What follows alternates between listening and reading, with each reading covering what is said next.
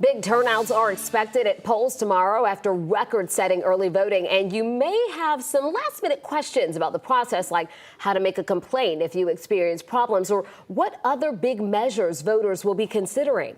Hope Ford is here now with the answers for you tonight. Hope. Yeah, we know the polls open at 7 a.m., close at 7 p.m. If you're in line before 7 p.m., stay in line. You will be allowed to vote.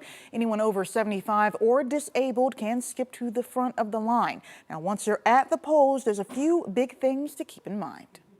On Election Day, if you're in Cobb, Fulton, or Gwinnett counties, you may see members of the U.S. Department of Justice. The DOJ will monitor these three jurisdictions to make sure voters are safe from threats, violence, and intimidation. Additionally, members of the Civil Rights Division will monitor a toll-free number and online website all day to take care of complaints related to possible violations of the federal voting rights laws. Other ways to make complaints: if you experience a problem at the polls, contact your County Board of Registrar's office or the Secretary of State's office. You can also submit a complaint online to the Secretary of State Elections Division. If you show up at the polls and your name does not appear on the registration list, but you believe you're registered and eligible to vote, you have the right to cast a provisional ballot. The provisional ballot will count if your eligibility can be determined 3 days after the election. You know, a lot of big names on the ballot, but voters will also consider 4 statewide measures, including temporary tax relief for natural disasters, a tax benefit for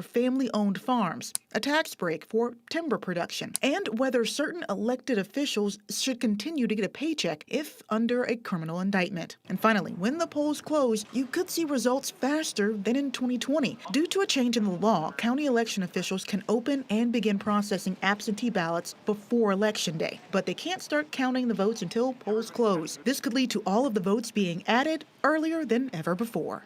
And make sure you double check your ballots before you leave. And remember, the state will have a manual audit beginning on November 17th. This process will see auditors reviewing a sample of ballots in every county to ensure the printed out results match the machine results.